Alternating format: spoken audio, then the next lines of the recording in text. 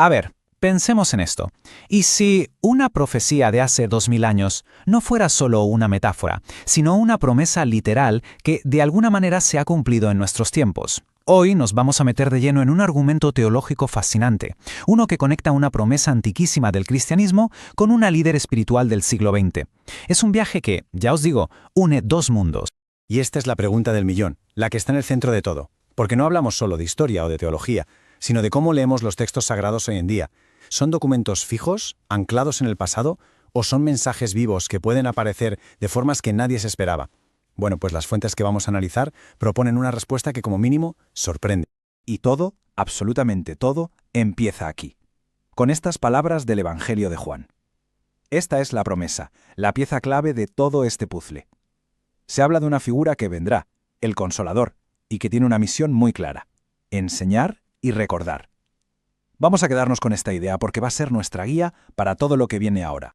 Vale, entonces, antes de dar el salto al siglo XX, vamos a pararnos un momento en la promesa original.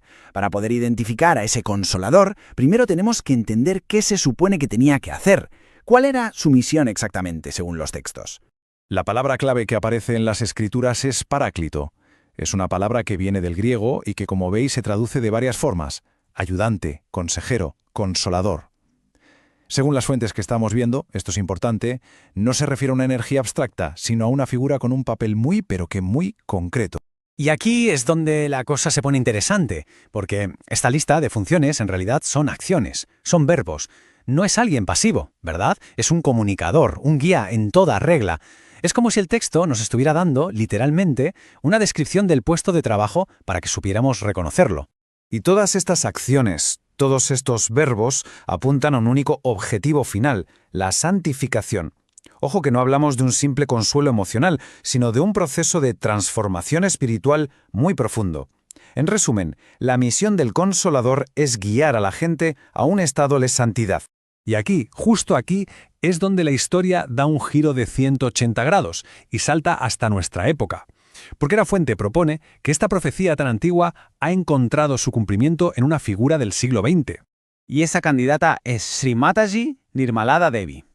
A ver, que quede muy claro. Nuestro trabajo aquí no es decir si esto es verdad o no. Simplemente vamos a desgranar, a explicar de la forma más clara posible el argumento que presentan las fuentes para defender esta idea. Vea, pues vamos al lío. ¿Cómo se monta todo este caso? Porque claro, no es una idea que se lanza al aire y ya está. La fuente va tejiendo una red de conexiones para vincular la misión del Consolador con la vida y la obra de Sri Mataji.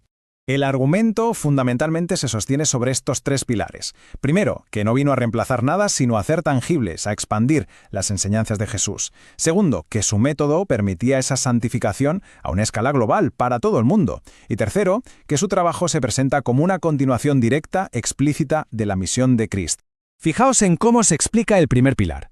La fuente coge el concepto bíblico de nacer de nuevo y lo conecta directamente con el despertar de la Kundalini, que se describe como una energía espiritual que todos tenemos dentro. La tesis es que este despertar es, ni más ni menos, la manifestación física, real, de ese renacimiento que se prometía. Por lo tanto, el núcleo del argumento es que el despertar de la Kundalini, que se identifica con el Espíritu Santo interior, es la herramienta práctica para esa santificación. La idea es que esta energía, al despertar, purifica lo que se llama el sistema sutil de la persona, sus centros de energía y canales, y al hacerlo, las virtudes aparecen de forma natural.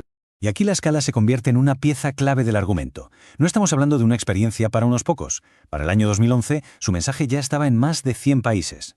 Para los que defienden esta teoría, esta expansión global es la prueba de que la misión era universal, cumpliendo así esa promesa de una santificación masiva. Pero cuidado, que la conexión no es solo algo que otros han interpretado. La propia Sri Mataji relacionó su trabajo con la profecía de forma directa, como se ve en esta cita de una de sus charlas. O sea, que ella misma reclama el título. Vale, pero para tener la foto completa hay que mirar también las objeciones, ¿no? Y es curioso porque la propia fuente que analizamos se adelanta a las críticas más habituales y les da respuesta. Esta es probablemente la objeción más común desde la teología cristiana tradicional.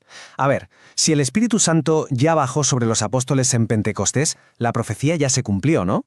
Pues la respuesta que se ofrece hace una distinción muy clara. Se argumenta que Pentecostés fue un momento fundacional clave, sí, pero limitado a los apóstoles. En cambio, la obra del Consolador tenía que ser algo a escala mundial, continua en el tiempo y accesible para cualquiera.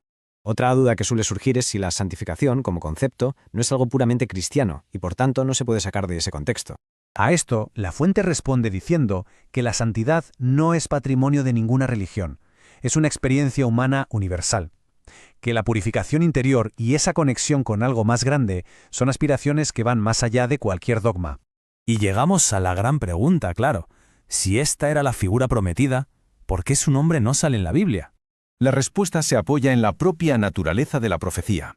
Se argumenta que el Consolador vendría a revelar nuevas verdades, adaptadas a los nuevos tiempos, y eso, lógicamente, implica que no todo podía estar escrito al detalle en los textos originales. Bueno, pues llegamos ya al final del recorrido. Después de ver la promesa, la candidata propuesta y las respuestas a las objeciones, vamos a resumir cuál es el caso que presenta la fuente. En esencia, el argumento es que Sri Mataji encaja en la descripción porque convierte una idea espiritual en una experiencia que se puede sentir, porque ofrece un método de santificación para todo el mundo, y porque además ella misma afirma que su misión es la culminación del trabajo de Cristo. Y cerramos con una pregunta que va más allá de este caso concreto. Pensemos lo que pensemos sobre todo esto, esta interpretación nos obliga a plantearnos algo. ¿Y si las grandes profecías sobre la salvación no hablaran de creer en algo externo, sino de experimentar una transformación por dentro? Algo tangible, real, que se puede vivir aquí y ahora. Ahí lo dejo. Recogí el testigo desde tiempos inmemoriales, cuando el primer yogi mostró la llama, hasta Sri Mataji, quien lo desveló y enseñó. El yoga auténtico, una llama que nunca se apaga. Ella lo mostró para todos, sin nombre, sin dueño, libre. De mis manos la libero, sin pertenecer a movimiento alguno, para que brille de corazón a corazón. La llama sigue, pura, libre.